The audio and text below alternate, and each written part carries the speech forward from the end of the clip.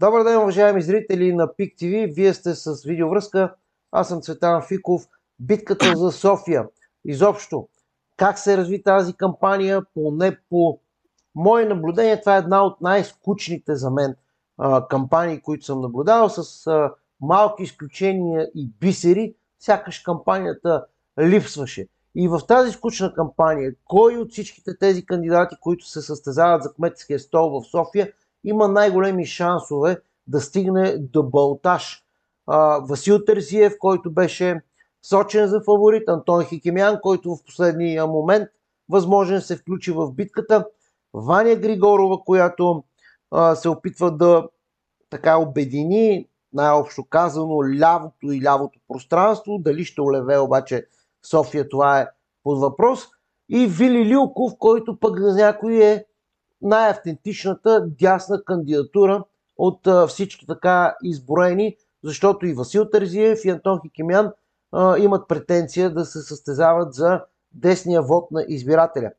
По тези теми днес в предаването видеовръзка с мен по телевизия ПИК разговаряме с Кристиян Коев, който е човек на изкуството, но също така следи много добре политическите процеси, спокойно мога да го нареча политически анализатор.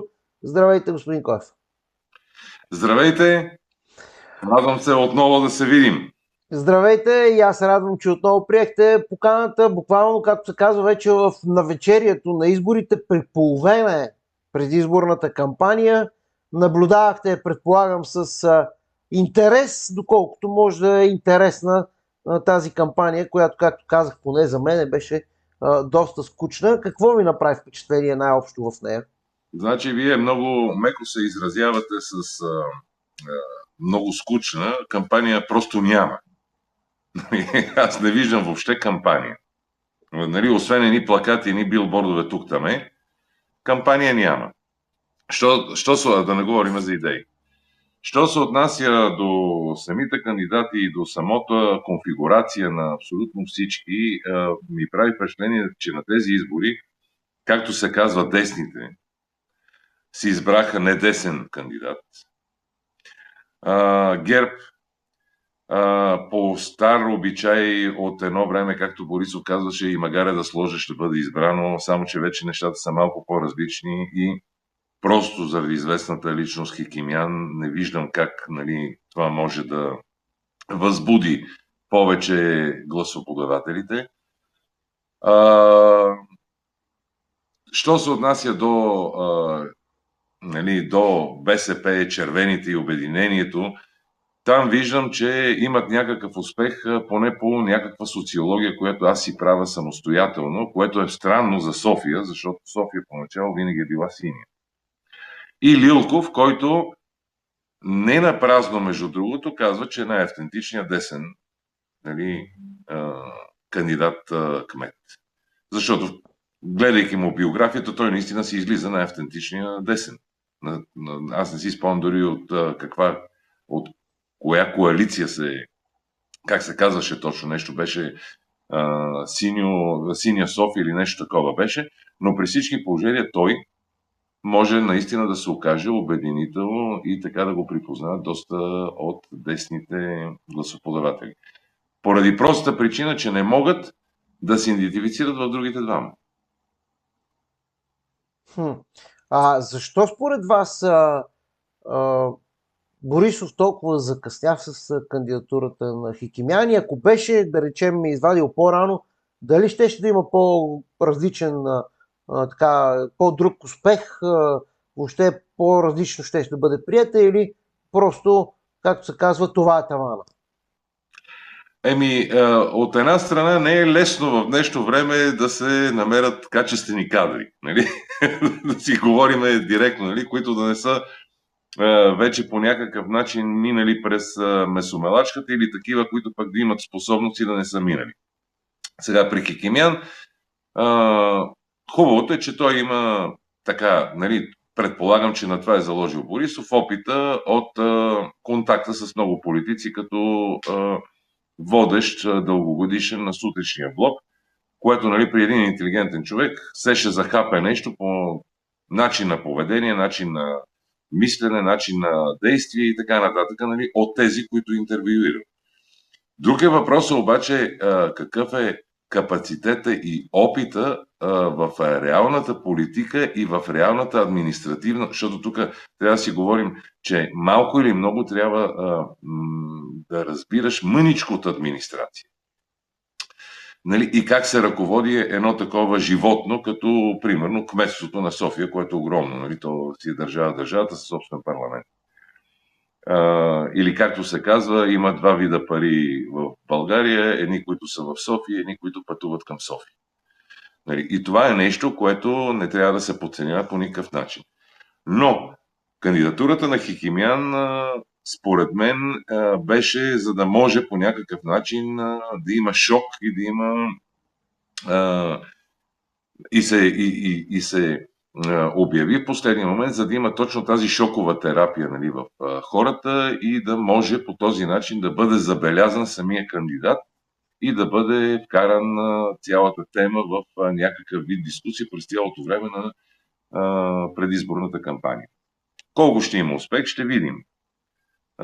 Поначало, да, има много хора, които просто гласуват за известни личности. Това не трябва да го забравяме, но вече са по-малко. Аз това искам да кажа.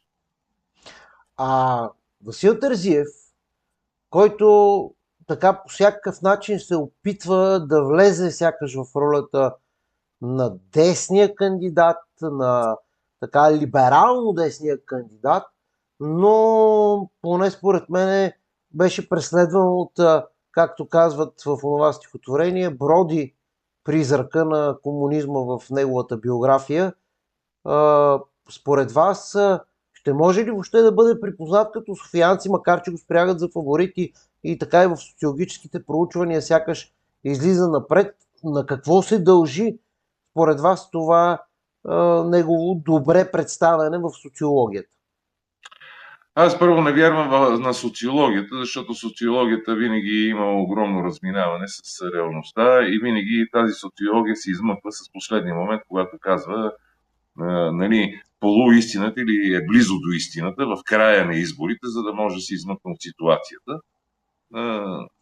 Защото винаги е помпал един и смачквала друг нали, при изборен процес. Затова много не вярвам точно в този момент. Но при всички положения многото скелети в гардероба на Терзиев са неоспорими.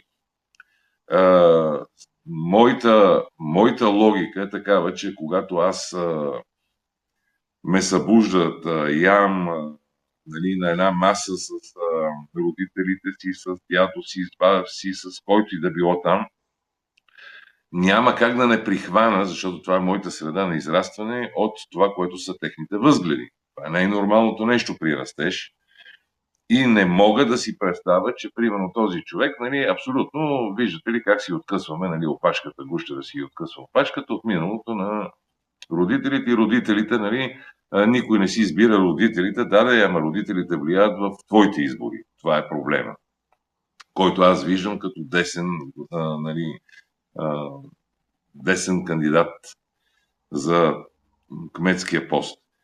Сега, моето лично мнение е, че до сега всичко, което съм видял от неговото представяне, ми е малко безлично или малко така, нали, отиваме в общото говорене без конкретика, но то е ясно, защото в края на краща аз не го виждам и като толкова подготвен, нали, с проблемите на София.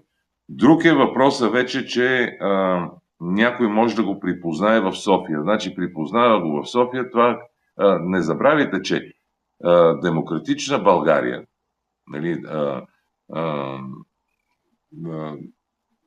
хората на генерал Атанасов и на Христо Иванов, те винаги са се държали и ще продължат да се държат като една секта. Той идва от още времето на Костов. Нали, това секстанско мислене, ето, тук вече важи въпроса и магаре да сложи, то ще бъде гласувано от тях. Нали. Точно поради тази причина, че там няма значение кой ще сложат, щом е издигнат от Христо Иванов и от генерал Атанасов, ще бъде гласувано за него. И оттам може би има и някакъв резултат, който може би е до някъде, нали, и истинен в социологията, смятайки, че София винаги е била синя. Но лошото е, че това е малко или много заблуда на тези гласоподаватели. Според мен. Понеже казахте липса на идеи, в тази липса на идеи, вие забелязахте ли поне някой от кандидатите да има или да представя собствена визия, нещо по-различно от останалите, или всичко е вятър и мъгла? Вятър и мъгла, разбира се. Значи, първо, много странно е, че тези хора повтарят една мантра, която се повтаря вече 10 години. Нали? Ако забележим кои са им приоритетите и опорките, значи това е нещо, което сме го чували вече не 10 години, ние сме го чули 15 години. Няма нищо ново. Никой реално погледнато, освен че ще трябва, абсолютно никакво решение на тези въпроси не дава. В същото време се забелязва, тук исках да кажа и за това, че реално погледнато, защото и Бонев е един от хората, които се смятат за играчи в този изборен процес, въпреки че не се кандидатира за кмет. Но аз имам едно усещане, че има една уговорка между всичките партии и затова се обезмисля кампанията, кой какво и как по какъв начин ще се позиционира, ще вземе при евентуални резултати. Една от целите игри на всичко това е и Бонев се спаси София, който имаше амбициите да се яви за кмет на София, което нямаше да бъде избран, но това няма никакво значение и води след себе си някакви гласове. И беше убеден да не се явява като за кметските избори, но явно му е дадена някаква гаранция от Демократична България и ПП, нали, Продължаваме промяната, че сигурно ще бъде нагласен на поста шеф на Общински съвет. Аз, поне така, моя прочит е такъв от ситуацията, която се разиграва в момента, нали, в това дясно. Аз пак казах, че Лилков накрая се оказва най-десният кандидат, ако някой мисли с мозъка си, не постъпва сектантски. Нали, аз гласувам за това, защото е издигнат от еди кой си, но има някаква уговорка, между другото и между тези две конфигурации заедно с ГЕРБ също е възможно да има уговорка.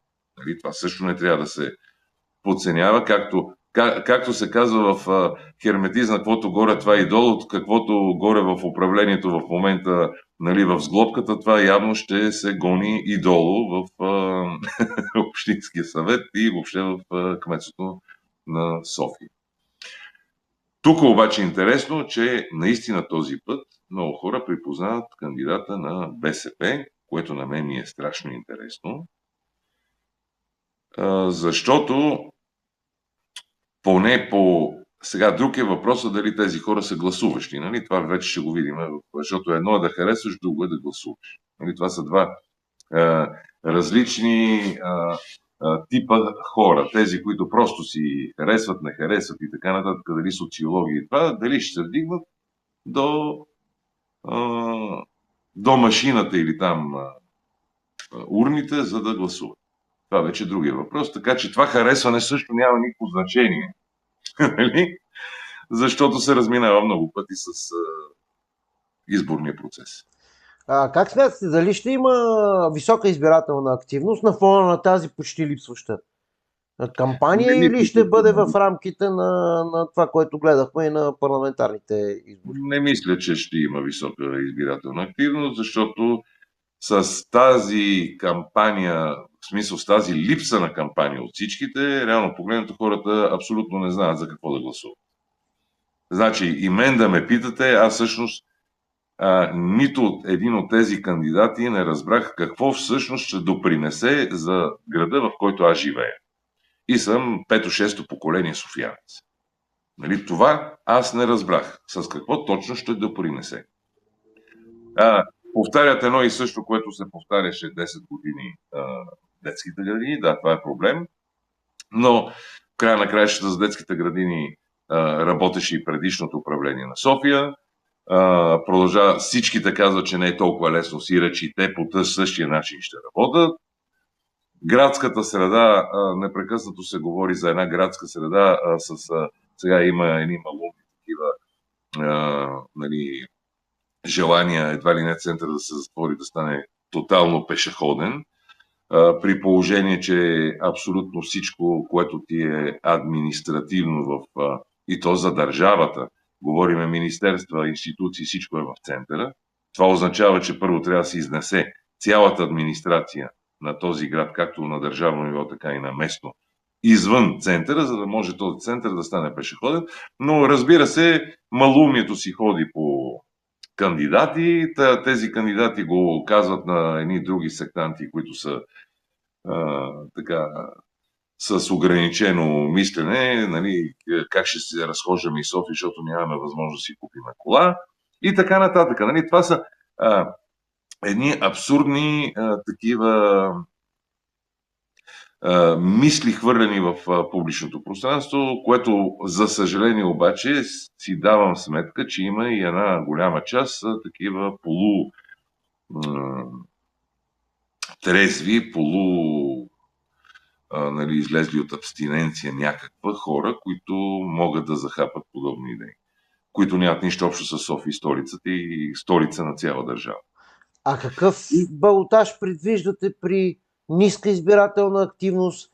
В смисъл, кои от тези кандидати, които изброихме тук в рамките на тези 4 човека, смятате, че имат най-голям шанс да се срещнат на балотаж? Десния Лилков с представящия се за десен Терзиев, Ваня Григорова с представящите се за десни Лилков, Терзиев, Хекимян?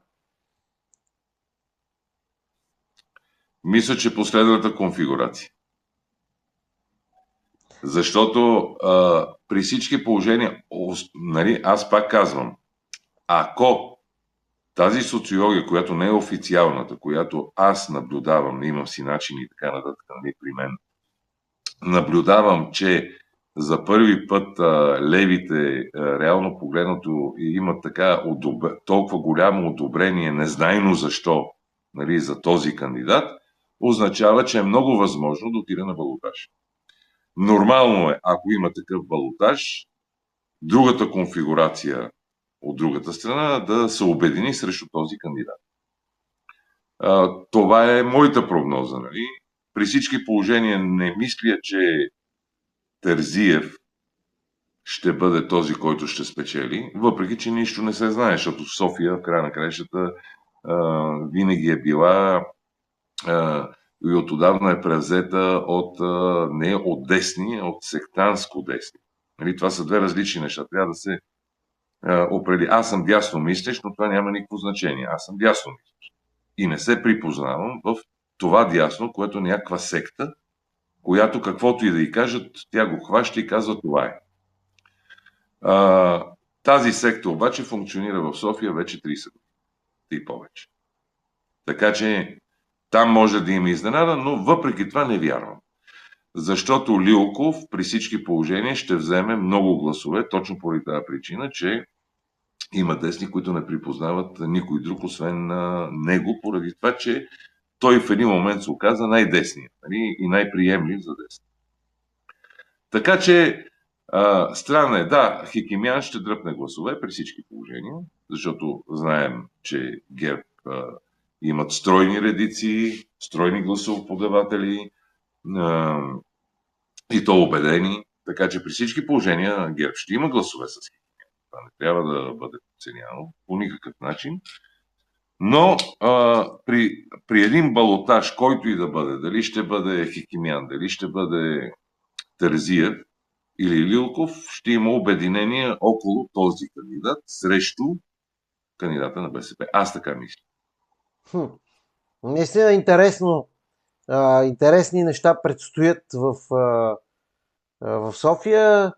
Ще видим естествено и какво ще се случи, докъде ще им стигнат силите на десните, а пък и на левите, защото вие казахте Ваня Григорова, но ние имахме горе-долу сходна ситуация и когато Мая Манолова беше и тя тръгна, сякаш поне според мен, от един доста по-висок трамплин като омбудсман. Но ще видим докъде ще стигне. Кристиян Коев с... Неинтересното на тези избори е, че е адски безинтересно. Ето. Да. Казвам буквално. Значи, това, което виждам, ми е интересно, защо е толкова безинтересно. Това означава, че нито се мъти отзад. Нещо се мъти, да. А какво се мъти, ще разберем естествено и след изборите, и след болтажа. Благодаря много за това мнение. Кристиян Коев беше мой гост в предаването Видеовръзка по ПИК ТВ. Благодаря още веднъж. Благодаря още веднъж и на вас. И до скоро.